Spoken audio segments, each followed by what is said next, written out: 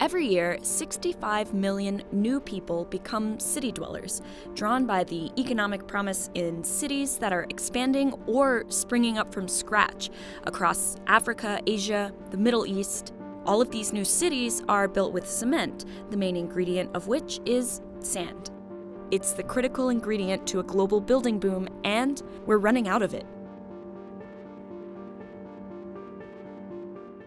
For every ton of cement you make, you need another 6 to 7 tons of sand to produce it. And we're talking about a lot of cement. China used more cement in 3 years than the United States used in the entire 20th century, building out its modern roads and cities. Singapore has imported over 500 million tons of sand. It's increased its territory by 20% since the 1970s through a process called land reclamation. A lot of that sand was illegally mined from Malaysia, Vietnam, Cambodia, and Indonesia, where 24 islands have simply disappeared, their sand mined away until they sank into the sea. Dubai is known for ambitious projects like these artificial islands, which took 385 million tons of sand.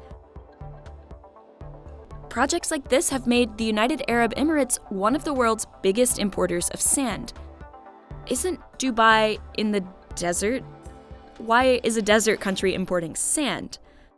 Desert sand shaped by wind is more rounded than sand shaped by water. That rounded shape means it doesn't bind together well. If you want to make good cement, you've got to get the good sand from riverbeds and beaches and the ocean floor. The problem is, we're using sand at a rate that nature can't keep up with. Marine sand is formed over thousands of years of erosion, but worldwide, we're using 50 billion tons every year. By weight, it's the most extracted natural resource in the world. And the pace at which we're using it far outstrips the natural rate of replacement, which is wreaking havoc on people and the environment. It's extracted from beaches and riverbanks, sometimes by locals with buckets and shovels. Other times it's done by multinational corporations using dredgers the size of aircraft carriers. Removing millions of tons of sediment from a river will really do a number on it. It can make floods more frequent and more intense. It can cause riverbanks to collapse, taking homes and farmland with them, as on the Mekong Delta. This ruins farmland in a region where a lot of Southeast Asia's food is grown. Lowering the water table makes droughts worse and more frequent. It's also destructive to local ecosystems. In Cambodia, fishermen are having to leave their villages as the crabs and fish that used to support them are wiped out by illegal sand mining. Beaches that have been mined become barren pits, reefs and fish populations are killed, and mining speeds up the natural process of coastal erosion, making those coastal communities more vulnerable to storms and floods and the march of the tide.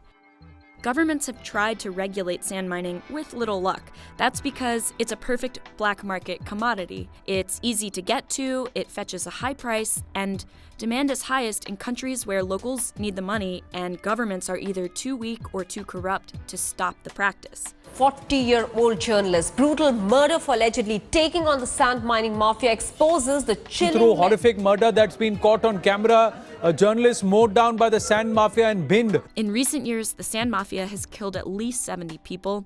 Villagers who complain about the environmental effects of the mines, police and government officials who have tried to conduct oversight, and journalists who have dared to report about it. While the problem is most acute in developing countries, it's happening everywhere.